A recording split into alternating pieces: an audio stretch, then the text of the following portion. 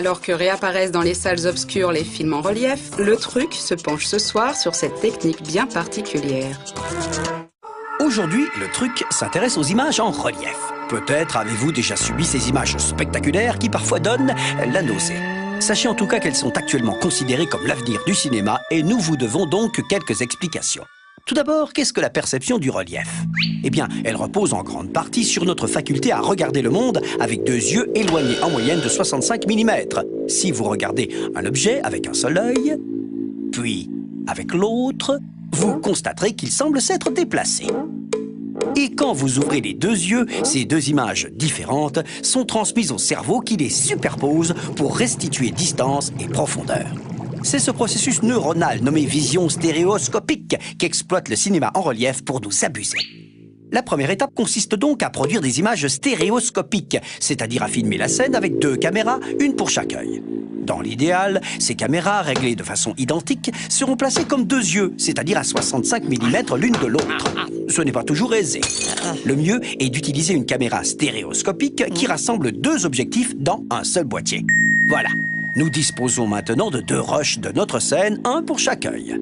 Mais comment faire pour que les spectateurs ne voient que le rush gauche avec leurs yeux gauches et le droit avec leurs yeux droits? De nombreux procédés existent. Premier procédé, la transformation des images stéréoscopiques en anaglyphes.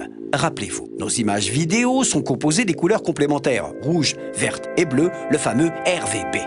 Eh bien, nous n'allons conserver à gauche que la composante rouge de l'image et à droite uniquement les composantes vertes et bleues. Puis, nous superposons les deux séquences et nous les observons à travers des lunettes dont le vert gauche est un filtre rouge et le droit un filtre cyan. Le cyan étant la somme du vert et du bleu. Et voilà! L'œil gauche ne voit que la composante rouge de la scène, captée par la caméra gauche, et l'œil droit, en cyan, ce qui avait été capté par la caméra droite.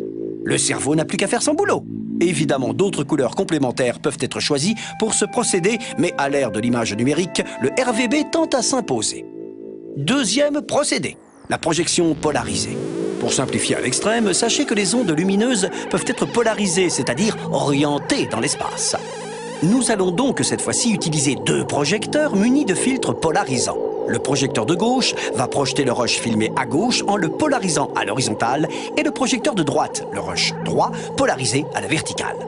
Nous les observons à travers des lunettes polarisantes dont le filtre gauche ne laisse passer que les ondes horizontales et le droit que les ondes verticales. Le tour est joué. Chaque œil ne voit que ce qu'il doit voir et le cerveau est de nouveau bluffé. Troisième procédé encore plus high-tech, la projection alternée. Cette fois-ci, on projette une image de la caméra gauche, puis une de la caméra droite, puis gauche, droite, gauche, droite, gauche, droite, gauche, droite, gauche, droite, gauche, droite, gauche, droite, gauche, droite, gauche, droite. Des lunettes à cristaux liquides sont alors synchronisées sur cette cadence par des impulsions lumineuses. Leurs verres gauche et droit s'obstruent alternativement pour berner nos pauvres neurones.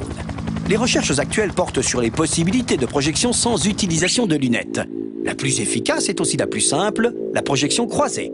Cette fois-ci, nous projetons nos deux séquences côte à côte, mais nous plaçons la séquence filmée à droite, à gauche et réciproquement. Il ne reste plus qu'à loucher pour éprouver cette délicieuse sensation de relief et à s'entraîner à loucher sans vomir pendant 90 minutes. On récapitule.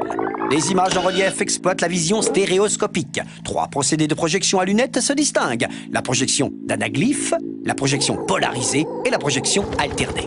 La projection sans lunettes est encore à l'étude. À bientôt pour un nouveau truc.